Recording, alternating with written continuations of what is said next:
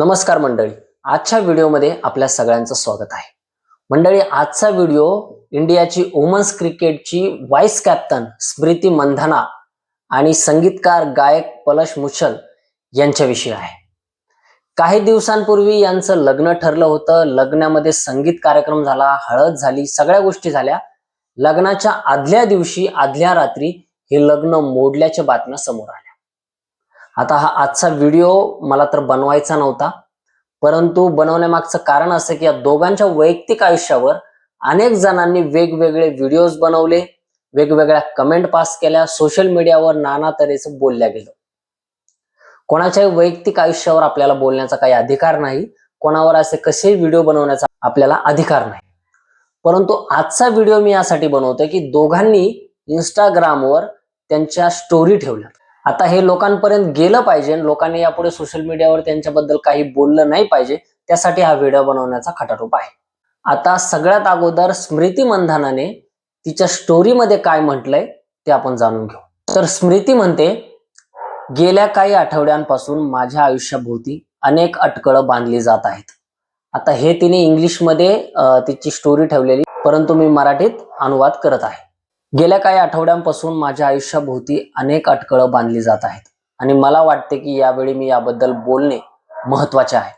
म्हणजे लोकांनी जे सोशल मीडियावर तिच्या आणि पलश मुछलच्या या नात्यांबद्दल जे काही पसरवलं, त्यांच्या लग्नाबद्दल जे काही पसरवलं, त्याबद्दल तिला वाटलं की खूप महत्त्वाचं आहे की मी माझ्या आयुष्याबद्दल सगळं सांगणं आणि जे काही घडामोडी घडल्या त्याबद्दल सगळ्यांना सांगणं ते अत्यंत महत्त्वाचं असं तिला वाटतं।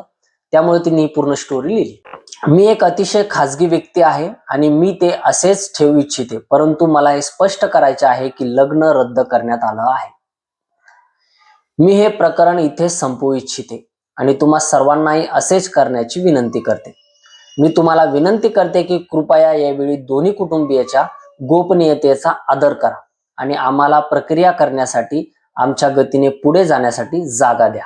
मला विश्वास आहे की आपल्या सर्वांना आणि माझ्यासाठी नेहमीच सर्वोच्च पातळीवर माझ्या देशाचे प्रतिनिधित्व करण्याचा एक उच्च उद्देश आहे। मला आशा आहे की मी शक्य तितक्या काळ भारतासाठी खेळत राहीन आणि ट्रॉफी जिंकत राहीन आणि माझे लक्ष नेहमीच तिथेच राहील। तुमच्या सर्वांच्या पाठिंब्याबद्दल धन्यवाद। पुढे जाण्याची वेळ आली आहे। अशा आशयाची स्टोरी स्मृती मंधानाने इंग्लिशमध्ये तिच्या स्टोरीमध्ये ठेवलंय, इंस्टाग्रामच्या स्टोरीमध्ये। थोडक्यात स्मृती करणं हे नातं आता संपुष्टात आणलंय। हे लग्न तिने आता रद्द केले। तिने एकटीनेच हे लग्न रद्द केलं नाही, तर पलश मुछलकडनं देखील स्टोरी ठेवण्यात आली। आता पलश मुछलने त्याच्या स्टोरीमध्ये काय बोललंय ते देखील मी मराठीत अनुवाद करतो, त्याने देखील इंग्लिशमध्ये ती स्टोरी ठेवलेली आहे। पलश म्हणतो, मी माझ्या आयुष्यात पुढे जाण्याचा आणि माझ्या वैयक्तिक नात्यांपासून दूर जाण्याचा निर्णय घेतला आहे। माझ्यासाठी सर्वात पवित्र असलेल्या एखाद्या गोष्टीबद्दल निराधार अफवांवर लोक इतक्या सहजपणे प्रतिक्रिया देतात हे पाहणे माझ्यासाठी खूप कठीण आहे। हा माझा आयुष्यातील सर्वात कठीण टप्पा आहे आणि मी माझ्या विश्वासांना धरून राहून त्यांचा सामना करेन। मला खरोखर आशा आहे की आपण एक समाज म्हणून अशा व्यक्तींबद्दल बोलण्यापूर्वी थांबायला शिकू, ज्याचे स्रोत कधीही ओळखले जात नाहीत, ज्याची सत्यता पडताळली जात नाही। आपले शब्द अशा प्रकारे घाव घालू शकतात ज्या आपल्याला कधीही समजू शकत नाही। आपण या गोष्टींबद्दल विचार करत असताना जगातील अनेक लोक गंभीर परिणामांना सामोरे जात आहेत। माझी टीम खोटी आणि बदनामीकारक सामग्री पसरवण्यावर कठोर कायदेशीर कारवाई करेल। या कठीण काळात माझ्या पाठीशी उभे राहिलेले सर्वांचे आभार। अशा आशयाची स्टोरी पलश मुछल यांनी ठेवली।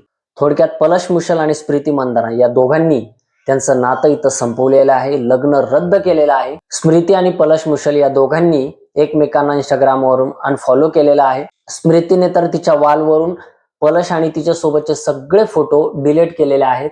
पलशने अजून त्याच्या वॉलवरती फोटो ठेवलेत, परंतु स्मृतीने एकही फोटो ठेवलेला नाही।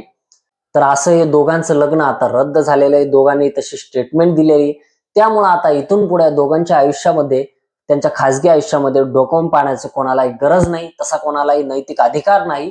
तर प्रत्येकाने या दोघांनाही आता त्यांचं खासगी आयुष्य जगू द्यावं, त्यांच्यावर कुठल्याही प्रकारची कमेंट करू नये आणि कुठल्या प्रकारचे व्हिडिओज इथून पुढे बनवू नये अशी आशा करतो।